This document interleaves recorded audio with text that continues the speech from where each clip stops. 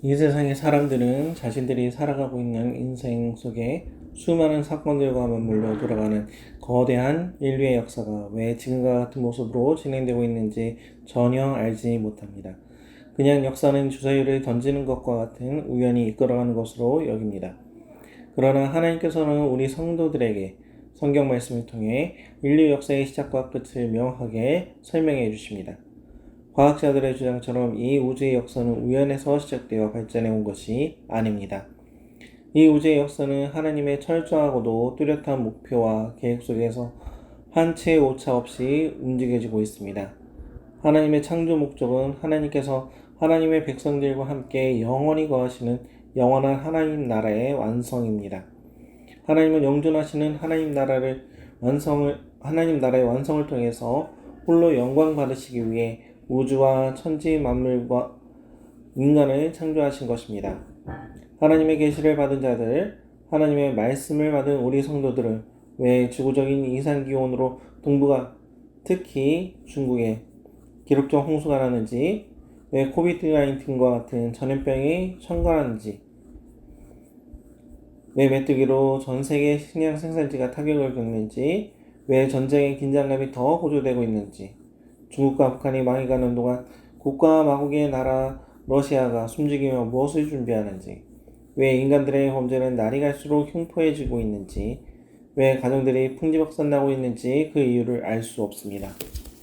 지금 이 우주는 인간의 죄로 인해 점점 썩어들어가고 있고 종말로 치닫고 있다는 것을 우리 성도는 기록된 말씀을 통해 알고 있습니다. 우리 성도에게 지구의 멸망과 새하늘과 새 땅의 천국도래는 아주 자연스러운 것입니다. 이미 성경에서 수도 없이 반복되는 것이니까요.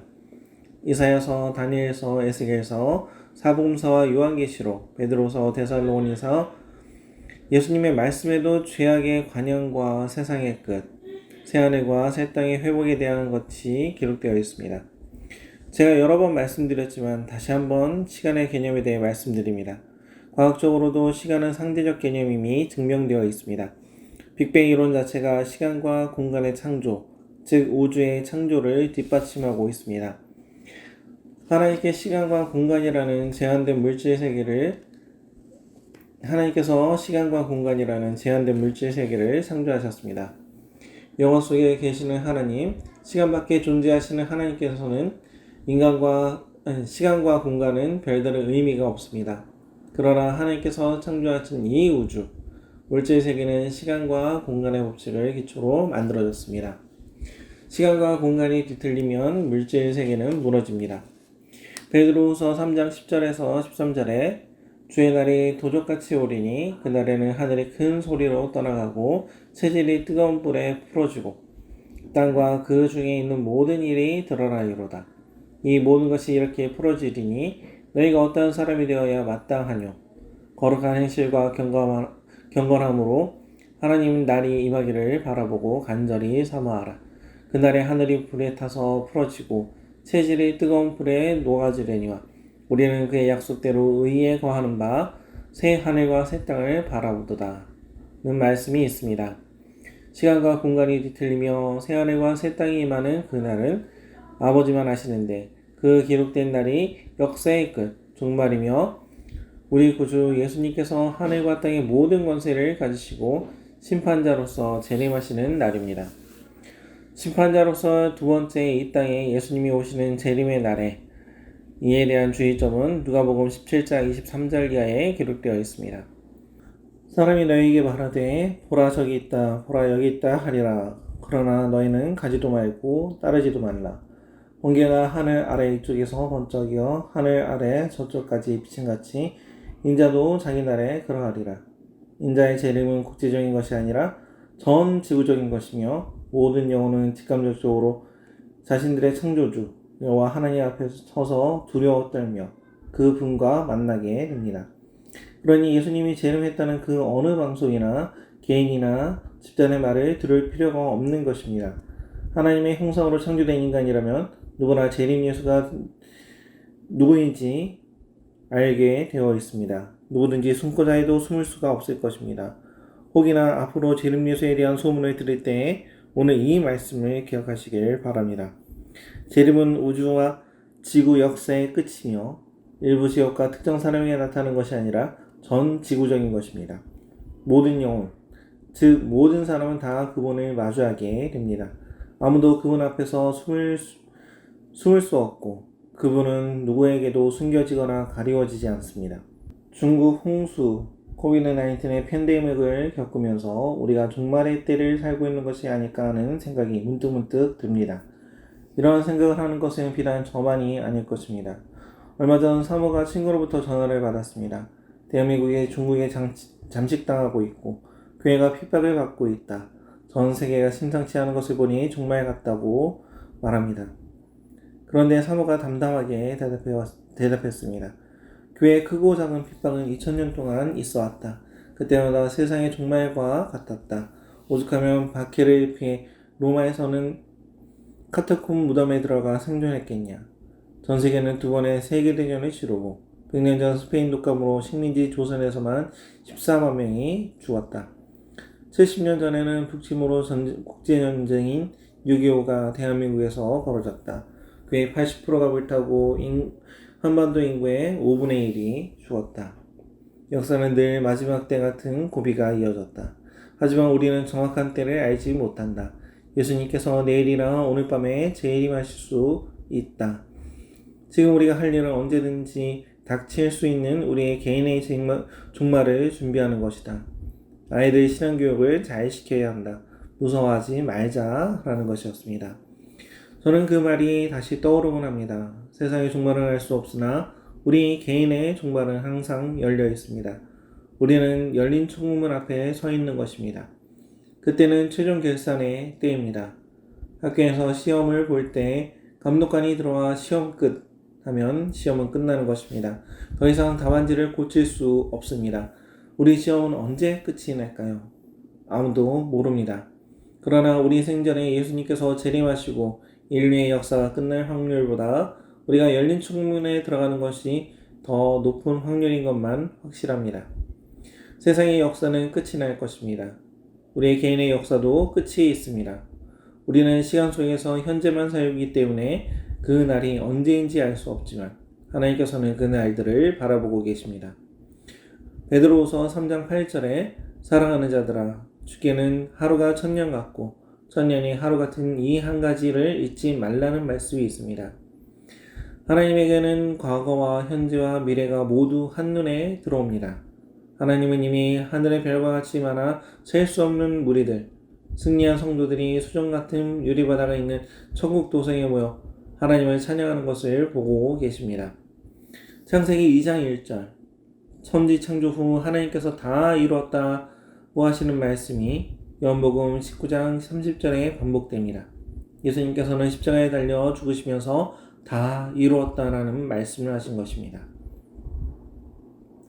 예수님께서 십자가에서 죽으시면서 무엇을 다 이루었다는 말입니까? 우주와 인간의 창조의 명확한 목적인 영존하는 하나님 나라의 완성이 다 이루어졌다는 것입니다. 다 이루었다는 말씀은 시간과 공간이라는 물질 세계 안에 들어와 창조의 목적을 성취하신 하나님의 선포인 것입니다. 예수 그리스도의 구속사역은 인간의 타락으로 잠시 마귀에게 내어준 이 물질 세계를 새롭게 재청정하신 것입니다.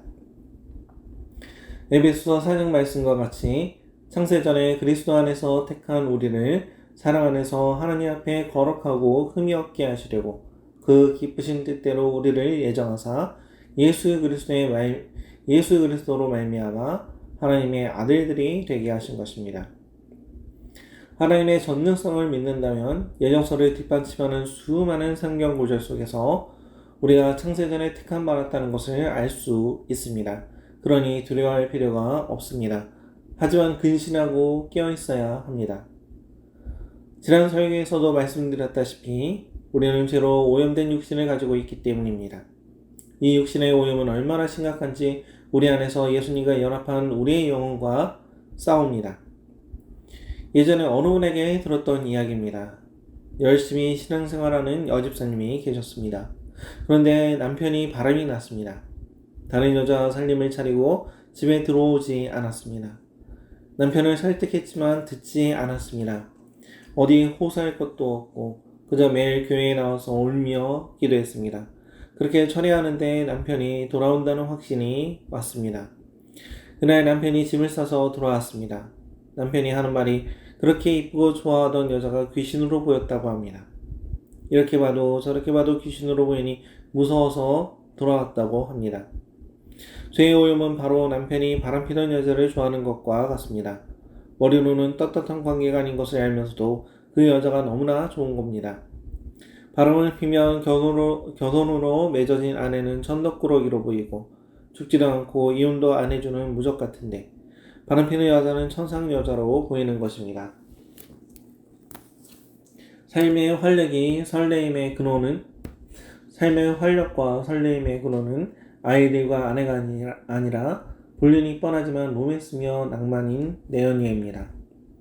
예수님과 연합해서 살면서 은혜의 약발이 떨어지니 교회와 직분과 거룩한 삶이라는 것은 족쇄가 되어서 나를 갑갑하게 하고 오히려 시험에 들게 하는 것 같은데 일탈과 죄를 짓는 것은 그렇게 속 시원하고 착착 감기는 것이 아주 딱 좋은 것입니다. 이게 바로 죄로 오염된 우리의 육신입니다. 죄가 자연스러운 것이 바로 육신이 오염된 증거입니다. 문제는 일부 몇몇 사람만 그런 게 아니라 구원받은 성도들 모두 다 그렇다는 것입니다. 모양은 다르지만 모두 오염된 육신의 정욕과 싸우는 중입니다. 이 오염된 육신에서 어떻게 자유로울 수 있습니까? 진리 안에 거하는 것이 유일한 방법입니다. 진리가 자유케 하는 것입니다. 죄를 죄라고 딱 잘라 말하고 뒤돌아서는 것은 육신에 있는 자들이 할 수 없는 것입니다.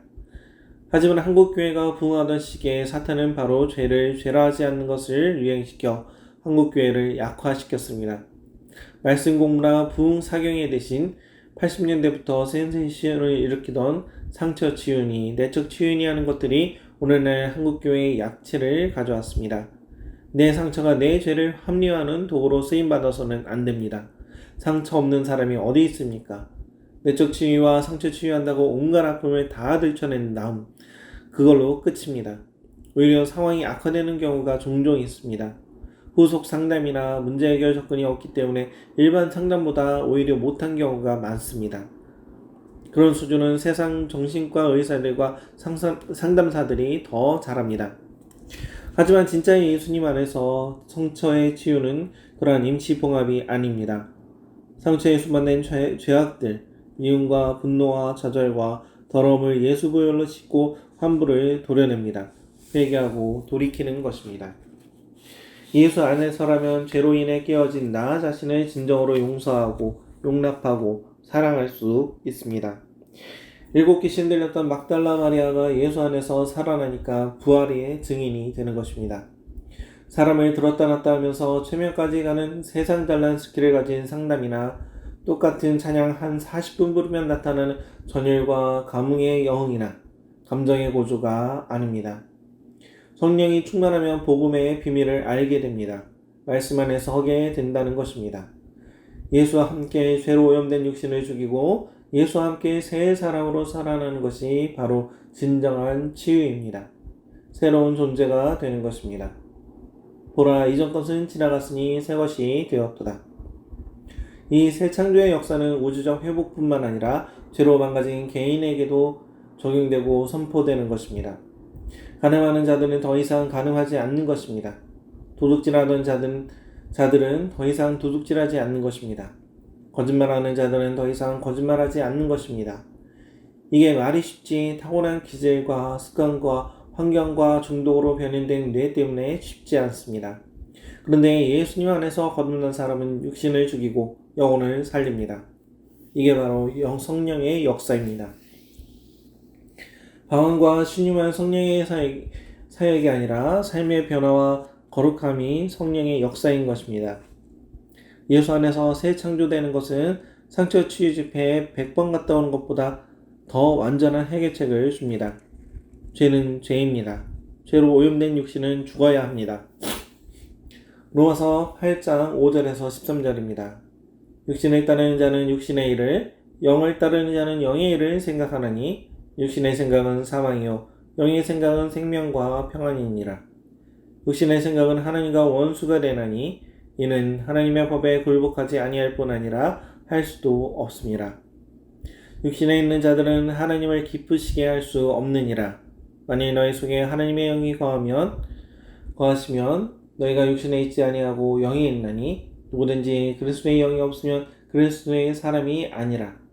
또 그리스도께서 너희 안에 계시면 몸은 죄로 말미암아 죽은 것이나 영은 의로 말미암아 살아있는 것이니라.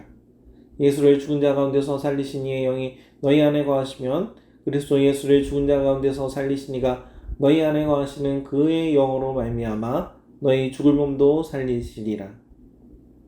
그러므로 형제들아, 우리가 빚진 자로 돼 육신에게 져서 육신대로 살 것이 아니니라. 너희가 육신대로 살면 반드시 죽을 것이로되 영으로서 몸의 행실을 죽이면 살리니. 성령이 괜히 우리 머리도 가슴도 아닌 육신을 성전 삼고 거하는 것이 아닙니다. 여기 이 육체는 내 것이다 하시고 깃발을 꽂으시는 것입니다. 너의 입은 내 것이다. 내 손은 내 것이다. 너의 발은 내 것이다. 너의 눈은 내 것이다. 하나님께서 우리의 죽을 몸을 예수님의 피값으로 사셨습니다. 그게 바로 죄로 오염된 우리가 육신과 싸워 이기는 삶을 살아야 하는 이유입니다. 우리 하나님은 전쟁에 능하신 여호와 하나님이십니다. 우리 성도들이 환난과 시험을 당하는 이유는 우리를 천국 백성 삼으시는 하나님께서 허락하신 일이기 때문입니다. 이 세상 모든 사람에게 우연은 없습니다. 특별히 예수 안에 있는 자에게는 우연이란 없습니다. 사탄이 좋은 것, 나쁜 것, 모든 것을 통하여 우리가 사탄의 종이 되길 바랍니다. 하지만 하나님께서는 그 모든 것을 통하여 우리가 하나님의 백성이 되게 하시는 것입니다. 우리가 이해할 수 없는 수많은 일들이 우리가 천국 백성이 되는 재료로 쓰이고 있습니다.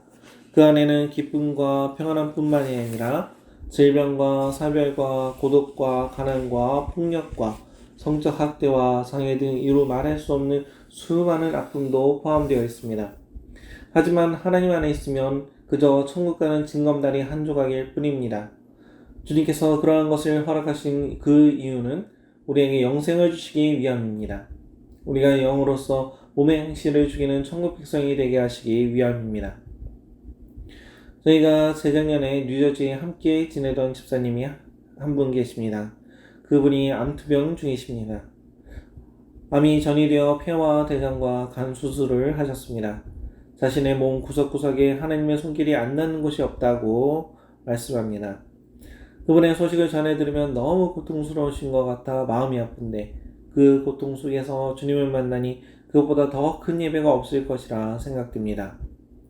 우리 인생은 하나님께 영광을 돌리기 위해 이 땅에 태어났습니다. 생존을 위해서, 생계를 위해서 이 땅에 태어난 것이 아니라 하나님께 영광을 돌리기 위하여 가장 큰 영광인 예수와 연합한 신부로 살기 위하여 하나님의 자녀가 되기 위하여 이 땅에 태어난 것입니다.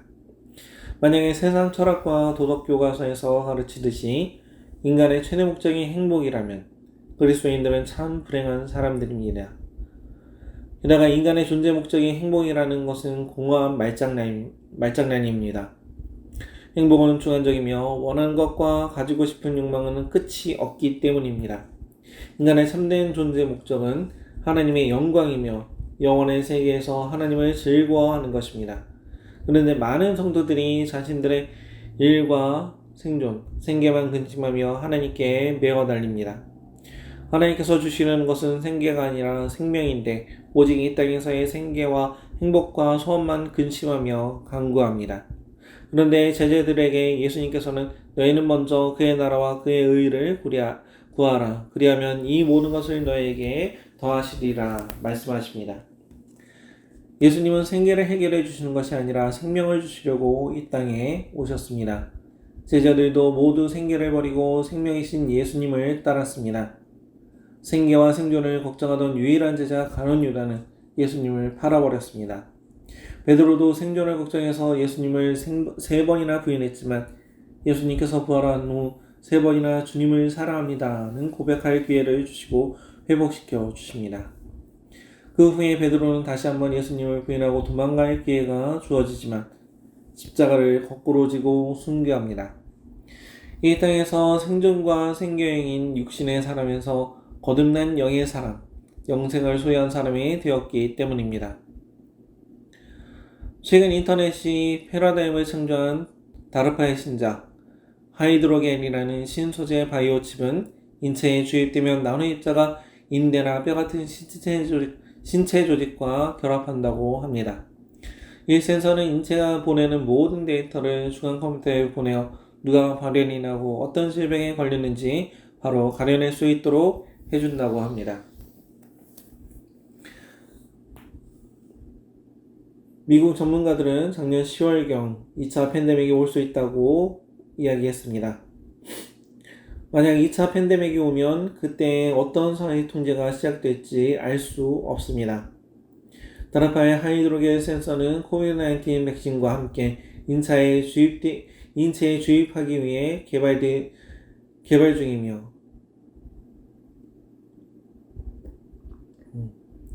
또 FDA 승인을 목표로 개발되고 있습니다. 문제는 이러한 센서나 칩들이 인간의 전두엽에 영향을 줘서 사고와 감정을 통제할 수 있다는 것입니다.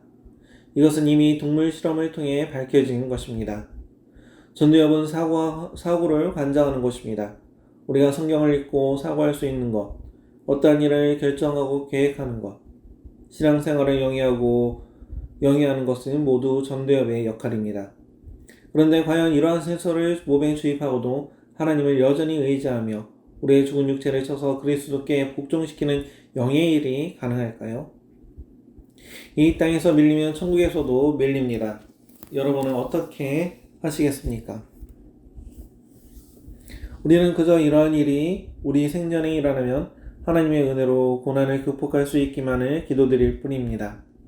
우리의 수많은 신앙의 선배들이 그랬던 것처럼 우리도 예수님을 머리로 한 그 몸된 지체이며 괴라면 예수님을 의지하고 일어설 것입니다.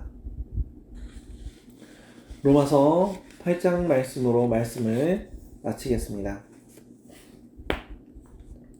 이와 같이 성령도 우리의 연약함을 도우시나니 우리는 마땅히 기도할 바를 알지 못하나 오직 성령이 말할 수 없는 탄식으로 우리를 위하여 친히 간구하시느니라. 마음을 살피시는 이가 성령의 생각을 하시나니 이는 성령이 하나님의 뜻대로 성도를 위하여 간구하심이니라.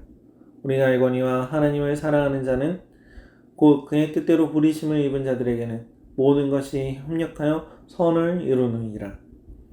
하나님이 미리 아신 자들을 또한 그 아들의 형상을 본받게 하기 위하여 미리 정하셨으니 이는 그로 많은 형제 중에서 맏아들이 되게 하려 하심이니라. 또 미리 정하신 그들을 또한 부르시고 부르신 그들을 또한 의롭다 하시고 의롭다 하신 그들을 또한 영화롭게 하셨느니라. 그리스도의 사랑, 하나님의 사랑. 그런즉 이 일에 대하여 우리가 무슨 말을 하리요? 만일 하나님이 우리를 위하시면 누가 우리를 대적하리요? 자기 아들을 아끼지 아니하시고 우리가 모든 사람을 위하여 내주시니가 어찌 그 아들과 함께 모든 것을 우리에게 주시지 아니하시겠느냐? 누가 능히 하나님께서 택하신 자들을 고발하리요? 의롭다 하신 이는 하나님이시니 누가 정죄하리요? 죽으실 뿐 아니라 다시 살아나신 이는 그리스도 예수시니 그는 하나님 우편에 계신 자요 우리를 위하여 간구하시는 자신이라. 누가 우리를 그리스도의 사랑에서 끊으리요? 환난이나 공고나 박해나 기근이나 적신이나 위험이나 칼이랴. 기록된 바 우리가 종일 주를 위하여 죽임을 당하게 되며 도살당할 양같이 여김을 받았나이다 한과 같으니라. 그러나 이 모든 일에 우리를 사랑하시는 이로 말미암아 우리가 넉넉히 이기느니라.